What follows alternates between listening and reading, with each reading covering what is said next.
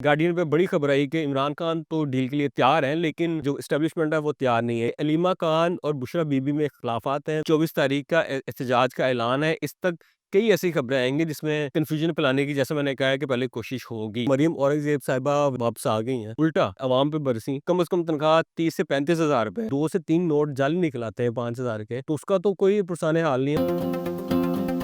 बिस्मिल्लाहिर्रहमानिर्रहीम, अस्सलाम वालेकुम, मैं हूं फ़हीम अहमद। मैंने आपको बताया था कि जैसे-जैसे पीटीआई का जो एहतजाज है उसके दिन करीब आएँगे, तो पीटीआई के वर्कर्स के अंदर मायूसी फैलाने के लिए, उनका मोराल डाउन करने के लिए, उनको बददिल करने के लिए नई-नई खबरें आएँगी और बताया जाएगा कि पीटीआई में तक़सीम पैदा हो गई है, इमरान खान साहब कॉम्प्रोमाइज़ करने वाले हैं। इस तरह की काफ़ी ज़्यादा खबरें। तो आज भी इसका सिलसिला जारी रहा। गार्डियन पे बड़ी खबर आई कि इमरान खान तो डील के लिए तैयार हैं, लेकिन जो एस्टेब्लिशमेंट है वो तैयार नहीं है। ये उसकी हेडलाइन में लिखा हुआ था। लेकिन जब आप डिटेल में जाते हैं तो उसमें बताया गया है कि इमरान खान साहब ने ये कहा है कि बात करने को तो तैयार हूँ, लेकिन एक ख़ास पैरामीटर के अंदर और क़ैद-ओ-ज़ाबित के अंदर और अवामी मुफ़ादात के तहत ये बात करने के लिए तैयार है। जो इसकी समरी है। इंडिया की जो मख़सूस आउटलेट्स हैं, मसलन जियो ने जो खबर दी और वो तसलसल के साथ ऐसी खबरें दे रहा है कि जैसे पीटीआई के अंदर बड़ी बेचैनी फैली जाती है। आज भी उन्होंने ये रिपोर्ट किया पहले तो कि जी इमरान खान साहब डील करने के लिए तैयार है, लेकिन एस्टेब्लिशमेंट तैयार नहीं है। लेकिन इसके साथ-साथ मैंने आपको पहले भी बताया था कि पहले ये खबर आई कि जी पीटीआई के अंदर एहतजाज के हवाले से तक़सीम पैदा की गई है या तक़सीम है। फिर खबर आई कि कुछ रहनुमा नाखुश हैं इमरान खान के इस ऐलान से। फिर अब एक और खबर आई आज कि जी वो जो ग्रुप बंदी है उसमें उमर अयूब एक साइड पे और बाकी दूसरे साइड पे। और इसके बाद फिर एक और खबर आई कि अलीमा खान और बुशरा बीबी में इख्तिलाफात हैं, तो बुशरा बीबी ने जो पेशावर में इजलास बुलाया है उसमें वो लोग शामिल नहीं हैं जो अलीमा खान के करीब हैं। मुझे नहीं लगता कि पीटीआई के अंदर इस कदर इख्तिलाफात होंगे, लेकिन अगर ऐसा हुआ कि बुशरा बीबी के ग्रुप्स अलग हुए और अलीमा खान के ग्रुप्स अलग हुए, तो ये बड़ी बदकिस्मती होगी पीटीआई की। आखिरी कील होगा पीटीआई के ताबूत में अगर इस तरह से पीटीआई को तकसीम कर दिया गया। पीटीआई वर्कर्स को समझना चाहिए कि उन्होंने कन्फ्यूज़ नहीं होना इस तरह की खबरों से, लेकिन अगर कुछ ऐसा है, तो उन्होंने बाउंड करना है लीडरशिप को कि किसी तरह की तकसीम का शिकार नहीं होंगे वो। कि अगर कोई ज़ाती मफादात के लिए सियासत करता है, तो पीटीआई के वर्कर्स अपना नज़रिया उसके लिए कुर्बान नहीं करेंगे। जहाँ तक ये खबरें हैं कि इमरान खान साहब डील करने वाले हैं, तो ये याद रखें कि पहले तो मुमकिन नज़र नहीं आता कि डील करते हैं इमरान खान। लेकिन उसकी एक बड़ी वजह ये है कि इमरान खान को नज़र आता है जिस सतह पे वो अपना नज़रिया ले गए हैं, अब बात नज़रिए की हो रही, ठीक है? लोग इसलिए जुड़े हुए हैं। देखिए नौजवान जो नस्ल है उन्होंने कभी इमरान खान को क्रिकेट खेलते तो नहीं देखा, ना उन्होंने वर्ल्ड कप जीते देखा है।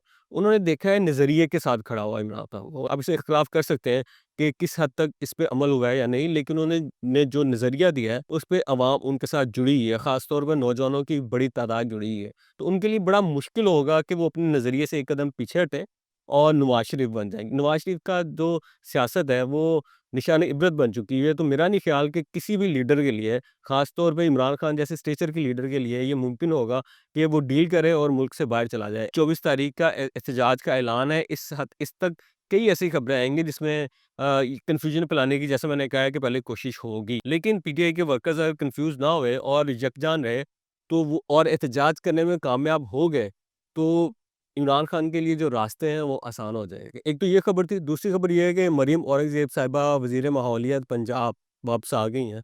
होना तो ये चाहिए था कि वो आके माज़रत करती हैं और कहती हैं अवाम को कि देखें मेरे लोगों, आप समझते हैं कि मेरी मजबूरी है कि मैं लीडरशिप की खुशामद करूँ, उनकी खिदमत करूँ, क्योंकि उन्हीं की वजह से तो मुझे एमएनए की सीट मिलती है।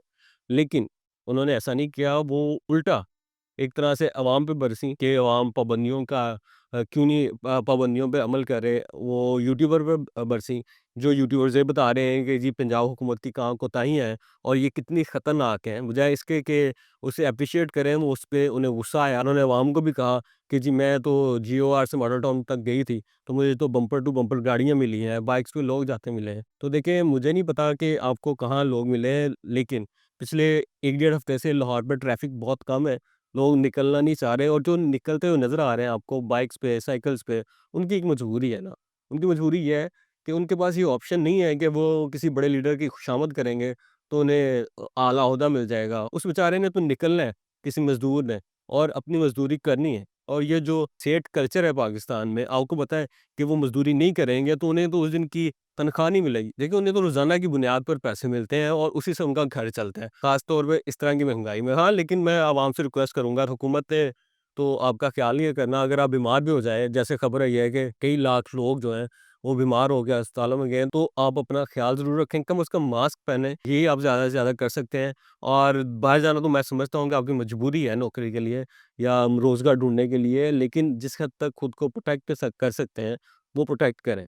दूसरी खबर तो ये थी। तीसरी खबर ये है कि जो आगाही के लिए भी और एक अनोखी-सी बात है कि आज मैंने खबर पढ़ी कि एक बैंक से एक कुछ शख्स ने कुछ पैसे निकलवाए, तो उसमें 5-5 हज़ार के जो नोट थे, वो जाली निकल आए। ये अजीब तरह की अपनी की खबर है और ये कोई ऐसी बात नहीं है कि जो अफ़वाह हो। सेनेट की कायमा कमेटी में भी इस हवाले से बात हुई है और ये ज़ाहिर है कोई ना कोई बैंक का जो मुलाज़िम है, वो इसमें मुलव्वस होगा।